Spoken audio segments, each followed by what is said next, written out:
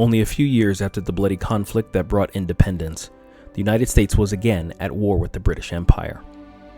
Her trade ships confiscated and the crews conscripted into England's war with France, the fledgling nation's sovereignty, indeed its very existence, was under threat. And people no doubt wondered aloud whether the United States could survive as a free country. As the war dragged on, America's prospects dwindled. With the defeat of Napoleon in the spring of 1814, the full might of the world's most powerful military was again turned towards their rebellious colonies in the West. It was only a matter of months, and the British troops had captured Washington, D.C., and burned the White House to the ground.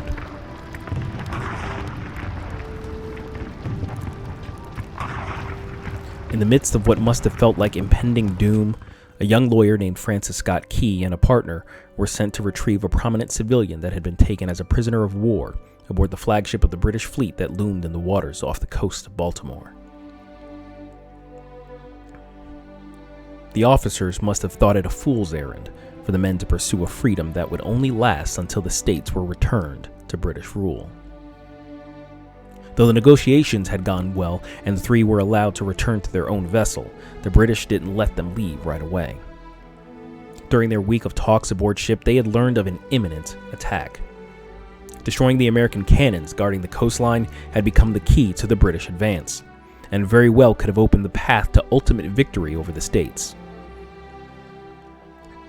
So as clouds rolled in and burst forth with a cold, driving rain, it was under watchful British eyes that 3 Americans observed from a distance the attack on Fort McHenry. For 25 hours, Fort McHenry suffered near continuous bombardment. As Key later wrote, "It seemed as though Mother Earth had opened and was vomiting shot and shell in a sheet of fire and brimstone.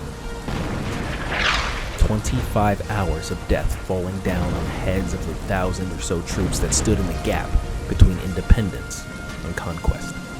But so long as McHenry stood, there was still hope."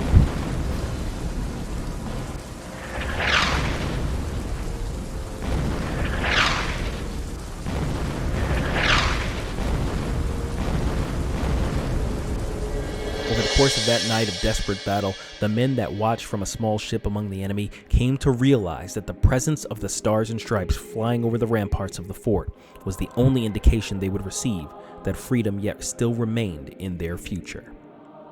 There was a grim irony that only by the light of the bombs and rockets hurled at the fort would they be able to glimpse the colors. The only time they could be sure their liberty endured was when it was under attack. And as would often be the case throughout history, the flag yet waved. As we cut out the cancer of slavery, the flag yet waved. As we purchased liberty across the sea with blood and treasure, the flag yet waved. As we struggle to make good on the promissory note of freedom that is our Constitution, the flag yet waved. In the light and then the deepest darkness, the flag yet waves. We don't venerate the flag or the nation it represents because they're perfect. Like any congregation of humanity, America is decidedly imperfect. No, we show our respect for Old Glory because she embodies our aspirations for a more perfect union. The purity we seek and the blood, sweat, and tears we shed in pursuit of it lives in those stripes of white and red. The greatness of the nation today and the greatness yet to be realized shines through each of those stars. From every tiny standard along the route of a parade to the giant banners that command the skies everywhere they are flown, from every fun-loving backyard barbecue to every solemn interment, the flag's meaning is more often felt than articulated.